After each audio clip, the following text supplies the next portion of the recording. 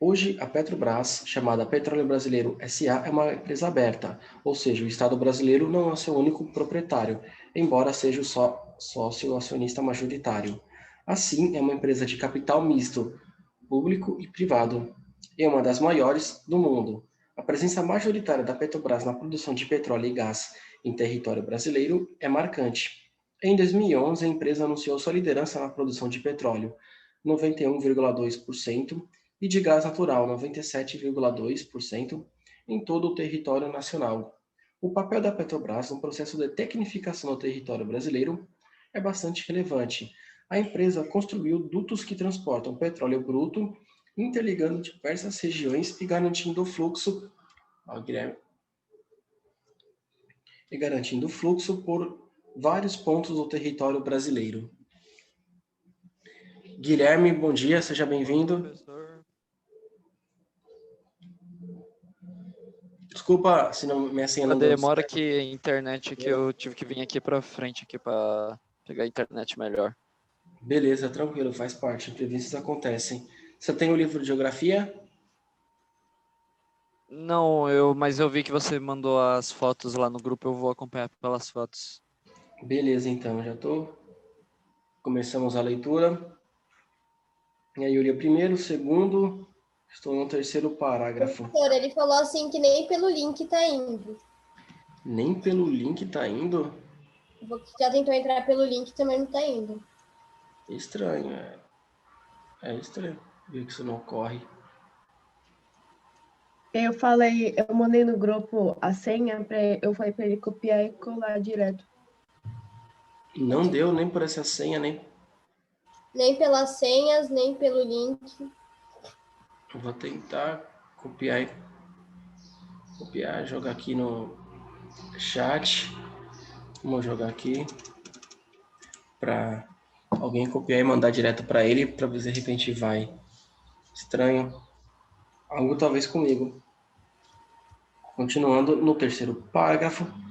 Hoje, o país possui autonomia no processo de refino do petróleo e a Petrobras ocupa a nona posição mundial em capacidade de refino, com diversas refinarias. A Petrobras também atua fora do país e conta com empresas subsidiárias, representações comerciais e financeiras, comercializando, prestando assistência técnica, explorando petróleo e desenvolvendo outros serviços no ramo energético em 27 países, além do Brasil. A cada ano, a Petrobras adquire maior reconhecimento internacional. Em 1992, foi considerada a empresa que mais contribuiu em nível mundial para o desenvolvimento tecnológico da indústria do petróleo no mar, onde estão as maiores produções brasileiras. O mapa abaixo mostra a localização das províncias ou baías produtoras de petróleo e gás no território brasileiro. E aqui é um mapa do Brasil, com o título Bacias sedimentares e províncias produtoras de petróleo e gás natural do Brasil. Essas províncias tanto pode... Ah, lá. Acho que agora deu.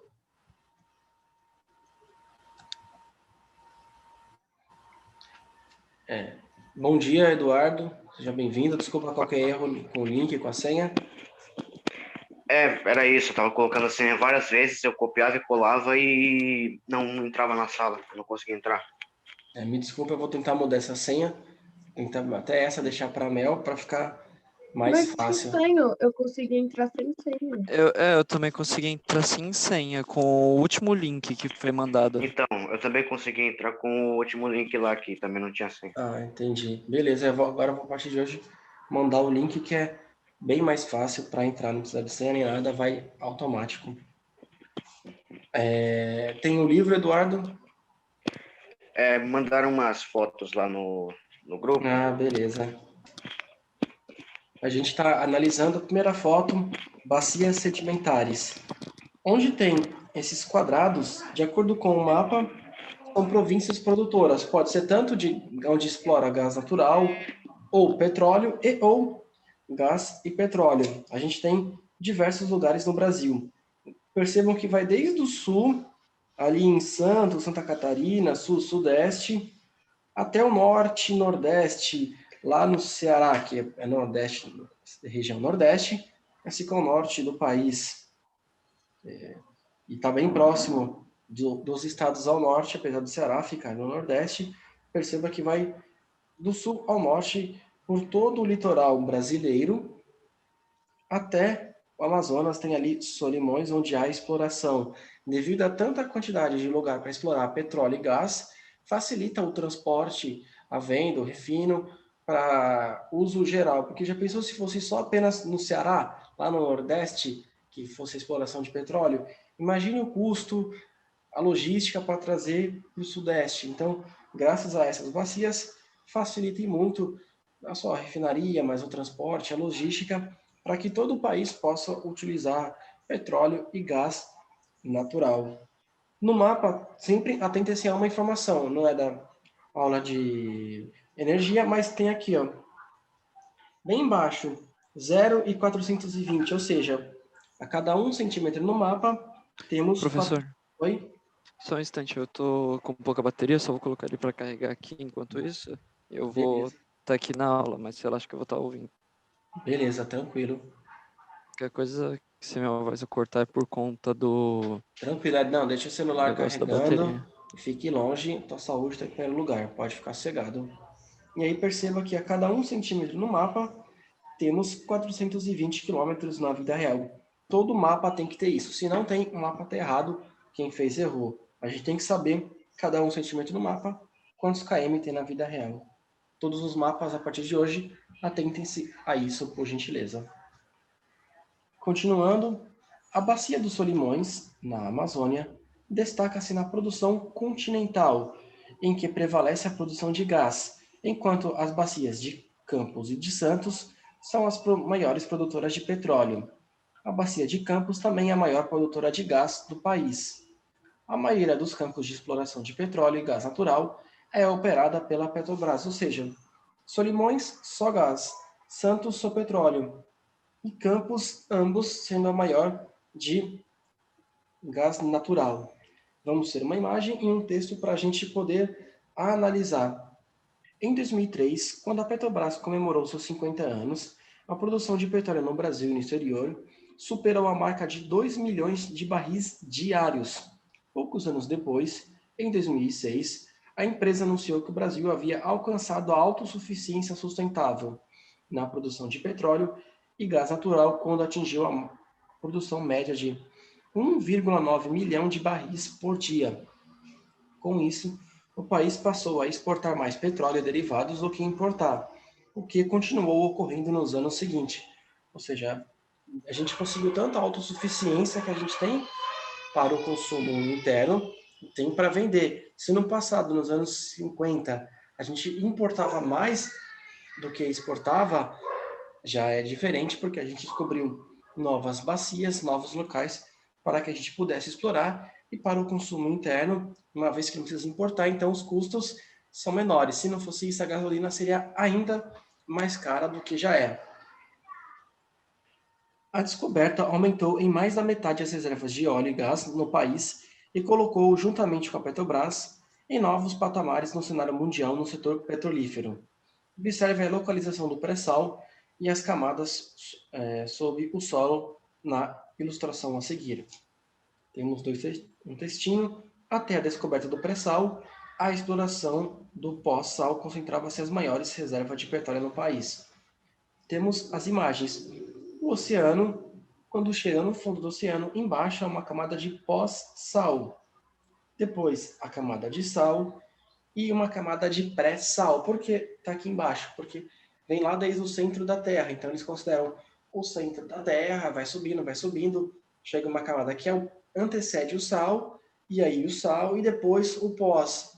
É assim que fazem as nomenclaturas das camadas na Terra. Seria como se a gente começasse do centro até a crosta terrestre.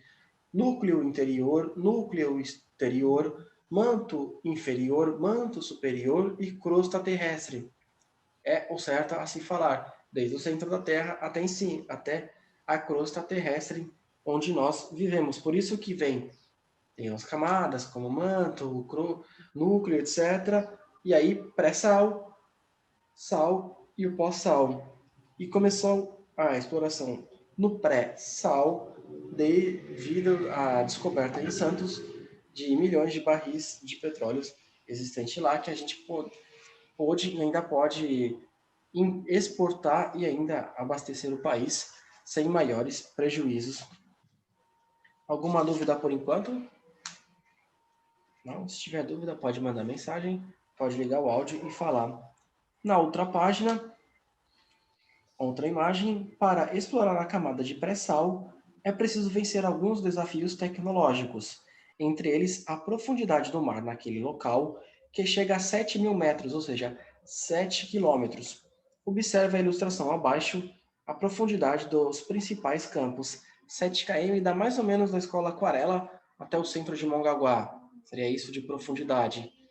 O mar até embaixo, 7 quilômetros de profundidade. E aí, a gente tem vários campos com nomes indígenas, Enxova, Piraúna, Marimbá, Malim, Marim do Sul, Roncador, etc., onde cada um explora. A maioria, vocês podem ver, é no pós-sal. 2.000 metros, 2 quilômetros, 2.800 metros, 3.318 metros, 2.930 metros, e assim sucessivamente. O Roncador é o maiorzinho, com 4.000 metros, porém ainda na camada pós-sal. O único que é na camada pré-sal é da Tupi, que é ali na região de Santos até o Rio de Janeiro, que são 7.000 metros.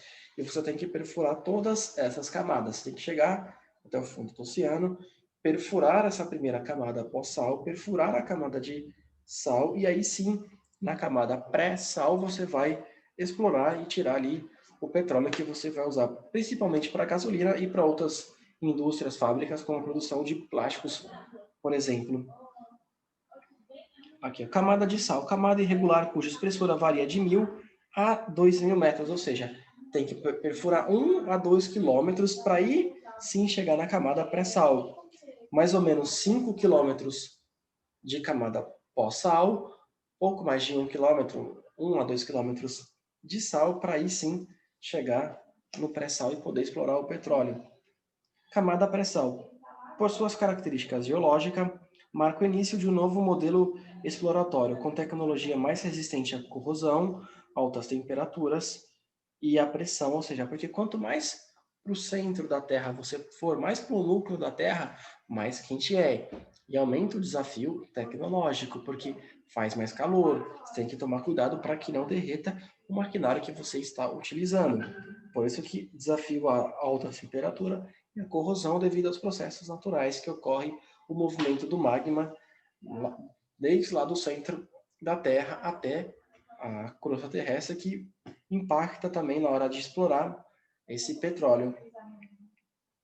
Outros desafios se referem às distâncias das áreas de exploração e à costa continental. São aproximadamente 800 quilômetros de extensão de ocorrência de petróleo e gás entre Santa Catarina e o Espírito Santo, numa média de 200 quilômetros da costa brasileira. Veja o mapa a seguir. Há de se desenvolver uma elaborada logística de exploração desses produtos, ou seja, tem centenas de quilômetros do local onde se tira o petróleo até a crosta terrestre. Você tem que tirar daqui e levar para a crosta. Isso é o primeiro passo. Que se fosse só ali o refino e o consumo, estaria maravilhoso. Ainda não, porque São Paulo não fica na crosta terrestre. Belo Horizonte também não. Goiânia, por exemplo, entre outras capitais, não ficam na crosta terrestre. E mesmo que fique, Santos, por exemplo, não é exatamente na mesma direção. É uma questão logística, você levar até a crosta, você levar para o refino, para aí sim haver a distribuição. O fato de atingir a autossuficiência da produção não significa que o país deixe de participar do mercado internacional de petróleo. Mesmo exportando mais, o país ainda importa petróleo de países como Nigéria, Arábia Saudita, Guiné Equatorial e o Iraque. Entre os maiores compradores de petróleo no Brasil estão Estados Unidos, China, Chile, Canadá, Santa Lúcia, Portugal, Reino Unido, Ilhas Caimã, Espanha e Índia. O Brasil vende bastante, mas também compra bastante no comércio internacional de petróleo do qual o Brasil também faz parte. Polêmicas internas. Nem todas as unidades da federação, os estados, possuem petróleo em suas proporções territoriais. Em termos de quantidade, também há diferença, como demonstram os gráficos a seguir. Temos 26 estados, além do Distrito Federal. Nem todo estado tem exploração de petróleo. Porque mesmo que fosse algo lá do Rio Grande do Sul, passando pelos Nordeste até o norte do país, que em todo o litoral, ainda assim não atingiria todos os estados, porque tem estados onde não tem praia. Minas Gerais, Mato Grosso do Sul, Goiás e etc. Então, por isso que não haveria uma distribuição igualitária. E mesmo que houvesse, no solo, no litoral tem muito mais. Com certeza, os estados que não possuem litoral teriam menos petróleo do que os que possuem. E isso numa situação hipotética onde todos os estados tivessem a mesma quantidade de petróleo nas suas praias, digamos assim. E aí temos dois gráficos. Distribuição da produção de petróleo por estado. Dos 100% de petróleo que cada estado distribui, o Rio de Janeiro concentra 69,5%, devido a essa bacia de Santos, que vai desde Santos, no litoral de São Paulo, até o litoral do Rio de Janeiro. Em vermelhinho tem lá Espírito Santo, 14,6%. Depois, São Paulo, 8,7%. E aí, essa faixa cinzinha são os outros porcento, que fazendo uma continha aqui bem rápida, se eu só fazer para não fazer uma conta de um mês, vamos lá, para que vocês possam entender esse laranjinha com esse outro gráfico. 100% de distribuição, 69,5% é do Rio de Janeiro. Aí vamos lá, mais 14,6 mais 8,7 é igual a 92,8. Do 100% a 92,8. Do 100% da distribuição de petróleo, 92,8 concentra em 3 estados do Sudeste: São Paulo, Rio de Janeiro e Espírito Santo. Os outros 7,2%, aí vamos fazer menos 100, aí, menos 100, 7,2, beleza? Só para vocês terem uma noção. 100% da distribuição de petróleo que tem no Brasil, em todos os estados. Esse primeiro, 92,8, são só 3 estados. 7,2% está dividido entre outros diversos estados. E aí a gente tem Sergipe, que tem azulzinho, 1,5%. Amazonas, que não tem praia, mas tem uma quantidade bem menor. A gente tem laranjinha Rio Grande do Norte. A gente tem uma pequena faixazinha Alagoas, Ceará, roxinho também, marronzinho Bahia. Ou seja, esse outro segundo gráfico se refere a 7,2% do total do Brasil. E aí, cada estado vai contribuir. Para não ficar menor ainda e ficar um gráfico feio, eles pegaram o resto do Brasil, digamos assim, que é 7,2%. Desse 7,2%, quanto que cada um contribui? E aí, um vai contribuir com 0,01%, outro com 0,3%, outro com 1,1% do total de 100% no país. Beleza? Deu para entender? E aí, distribuição da produção de gás natural por estado. Segue as mesmas cores. Azul claro é Rio de Janeiro. Roxinho, Espírito Santo. Verde claro, São Paulo. Vamos lá. Do 100% de distribuição de gás natural no Brasil, 11,2% é do Rio de Janeiro, mais 15,3% que é de São Paulo, 15,3% que é de São Paulo, mais 14,2% que é do Amazonas, que é igual a 40,7%. Ah, não, 11% eu me equivoquei, é do Espírito Santo. Eita, tem. Eita, errei. Fazendo uma conta rapidamente de cabeça, vamos supor 40%, mais 10, 50, 65, 70 e poucos. 80% da exploração da distribuição de gás ficam apenas por 4 estados, os mesmos 3 do petróleo e mais, no caso aqui, o que é diferente, Amazonas. E aí, o restante vai ficar 0,1% com um estado, 9% com o outro, 5,1%. Por isso que há uma distribuição desigual. Rio de Janeiro é o que mais contribui disparado, tanto no petróleo e no gás. E aí vem São Paulo, e aí vem Espírito Santo, aí Amazonas, bastante, e os outros estados pouco. Porém, eles cobram uma divisão justa. Eles querem que, por mais que um estado distribua 60% de petróleo, como o Rio de Janeiro, eles querem que some tudo e divide de maneira igual para os estados, porque aí é um conflito de interesses. Os estados que têm pouco petróleo, pouco gás, eles vão alegar o seguinte: olha, Rio de Janeiro deu sorte, porque esse petróleo e esse gás sempre estiveram aí. Foram milhões de anos de processos geológicos e fizeram isso aí.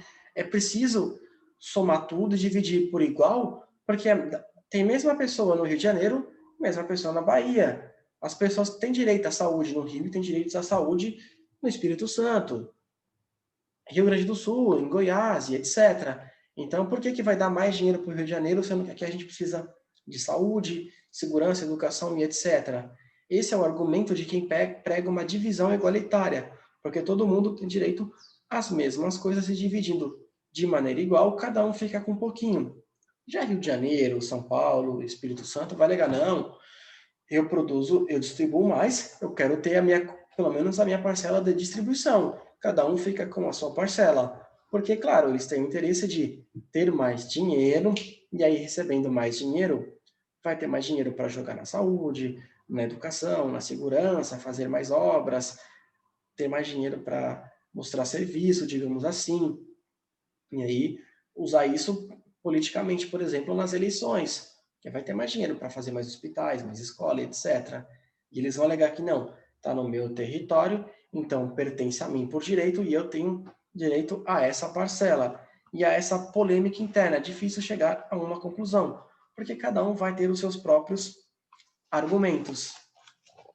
E aí, continuando a leitura, após as descobertas de pré-sal, estados e municípios no Brasil que não possuem reservas de petróleo e gás requisitaram ao governo federal iguais direitos no recebimento das riquezas produzidas nas demais áreas petrolíferas do país.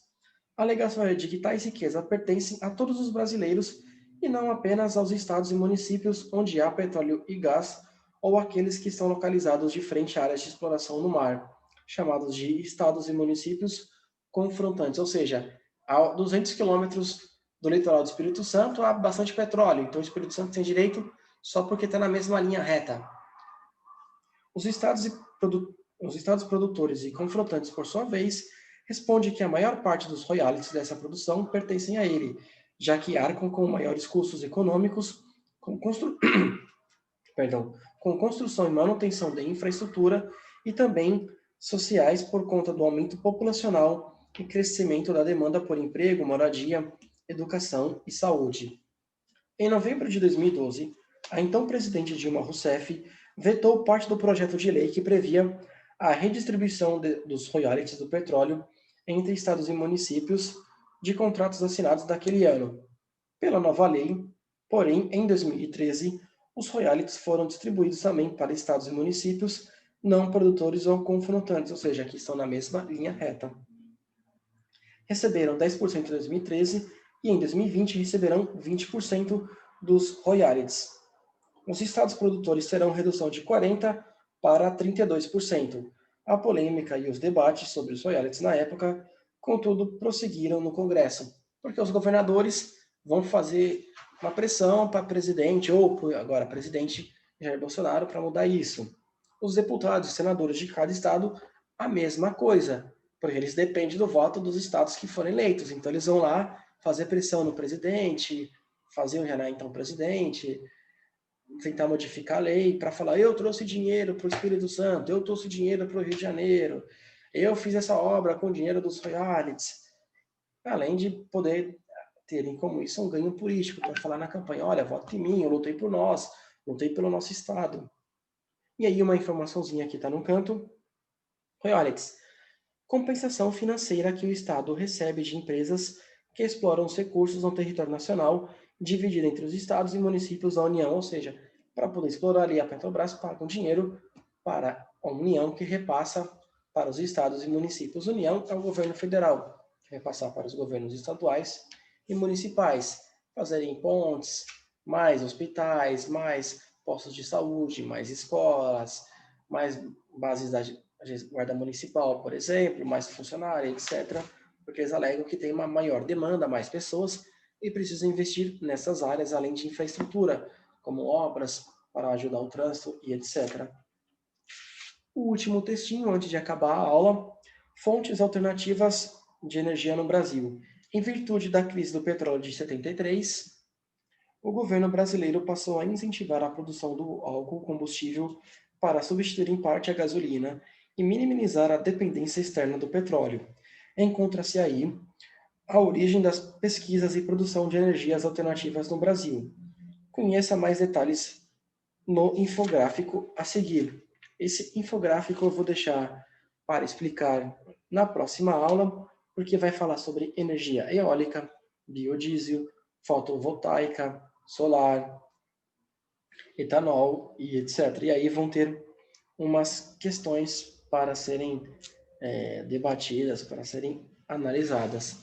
Faltam poucos minutinhos, porque é algo complexo, fontes alternativas de energias, chamadas energias renováveis, que elas se renovam na mesma velocidade do consumo humano, porque envolve muita coisa, é algo complexo, tem questão financeira, tem a questão da própria energia, por isso que a gente vai ter aula agora, geografia, semana que vem, né?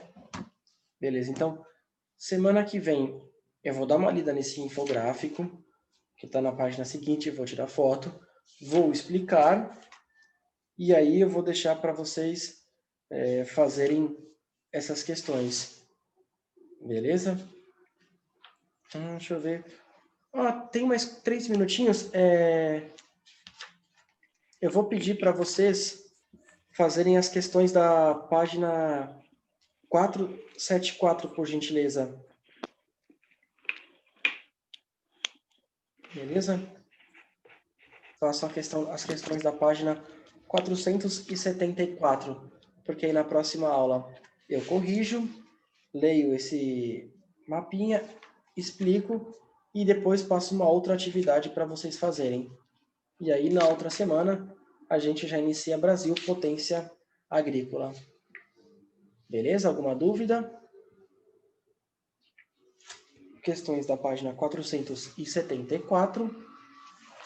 Semana que vem, na quarta que vem, eu já vou passar corrigindo, lendo esse daqui para vocês, explicando e deixar vocês fazerem a atividade em grupo, para na outra semana, daqui a 2 semanas, iniciarmos Brasil, potência agrícola. Alguma dúvida por enquanto? Não? Beleza. Qualquer dúvida pode me mandar mensagens, pode falar comigo, que eu estou e sempre estarei à disposição. Beleza? Falou, tchau, tchau. Muito obrigado.